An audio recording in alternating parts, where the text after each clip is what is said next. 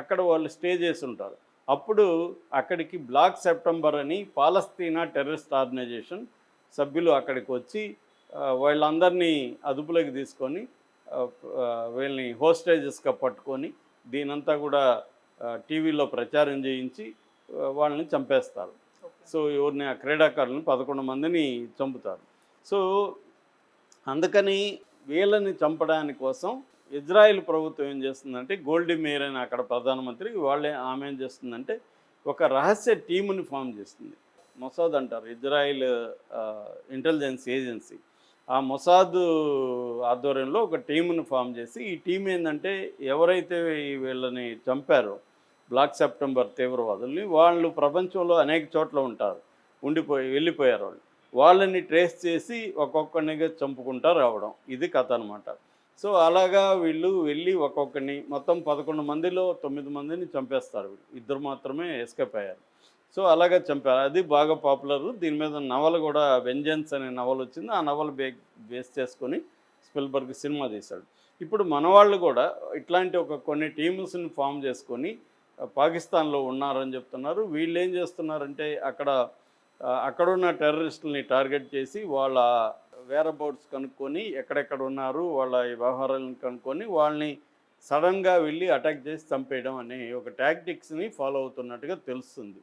అయితే ఇది ఎవరు కన్ఫర్మ్ చేయలేదు, కానీ దీని మీద పుకార్లు అయితే వస్తున్నాయి. జనరల్గా ఇలాంటివన్నీ కూడా చేసేది రా అనమాట. రా అంటే రీసెర్చ్ అండ్ అనాలిసిస్ వింగ్ అంటారు, ఇండియన్ స్పై ఏజెన్సీ. దీని మీద చాలా సినిమాలలో కూడా ఈ మధ్య తెలుగు సినిమాల్లో కూడా రా ఏజెంట్ల గురించి చెప్తున్నారు.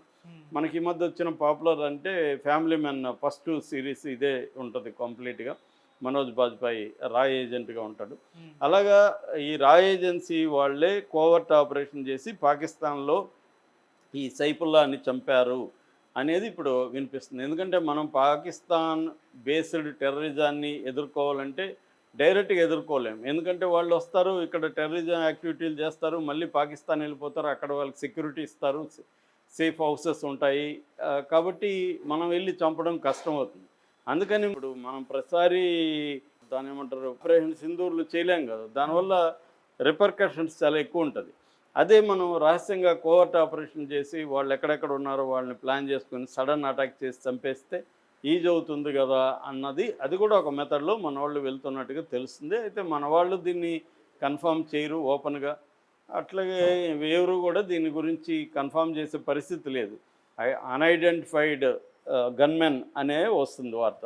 మన కెనడాలో కూడా కెనడా అయితే ఓపెన్గానే ఆరోపించింది. ఇలాగే కెనడాలో ఉండే ఖలిస్తాన్ ఉగ్రవాదుల్ని అక్కడ మన వాళ్ళు ఇలాగే రా ఏజెంట్లు చంపారనేది గతంలో ట్రూడో ప్రధానమంత్రి ఆరోపించాడు.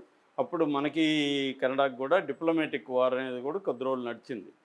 అలాగా ఇది అన్ని దేశాలు చేస్తారు. అమెరికా దీన్ని ఎక్స్పర్ట్గా చేస్తుంది. అమెరికా బ్యాచ్ ప్రతి దాంట్లో అసెట్స్ అంటారు వాళ్ళు, అంటే వాళ్ళకి సంబంధించిన హైర్డ్ కిల్లర్స్ని పెట్టుకుంటారు ప్రతి రాష్ట్రంలో, ప్రతి దేశంలో. సో ఎవరైనా చంపాలనుకున్నప్పుడు వాళ్ళకి చెప్పి వాళ్ళ ఫోటో అది పంపించేస్తే వాళ్ళే అక్కడ ఫినిష్ చేస్తారు, ఇక్కడ నుంచి వెళ్ళాల్సిన అవసరం లేదు. అక్కడ ఆల్రెడీ అసెట్స్ని పెట్టుకుంటారు. అలాగా ఇండియా కూడా పాకిస్తాన్లో ఈ అసెట్స్ని డెవలప్ చేసింది. సో ఇప్పుడు వీళ్ళకి ఆల్రెడీ ఫోటోలు అవన్నీ డీటెయిల్స్ ఇచ్చింది, వాళ్ళని ఐడెంటిఫై చేసే దాంట్లో ఉంటారు. అందుకనే Modi we identify, we trace and we punish అని చెప్పాడంటే దాని వెనక ఇంత ప్లాన్ ఉందనేది అంటున్నారు. సో ఈ ప్లాన్ ప్రకారం వాళ్ళని చంపారనేది చెప్తున్నారు. ఏదేమైనా ఒక పెద్ద టెర్రరిస్ట్ని అయితే చంపి ఇండియా సక్సెస్ఫుల్గా చంపగలిగింది ఆపరేషన్ దీంట్లో అనేది అయితే చెప్పచ్చు. ఎందుకంటే అతను హై సెక్యూరిటీలో ఉన్న అతన్ని చంపడం అంటే మామూలు విషయం కాదు. అతనైతే చంపగలిగారు, ఎందుకంటే అతను ఇండియాలో టెర్రరిజం యాక్టివిటీలు డైరెక్ట్గా కారణం.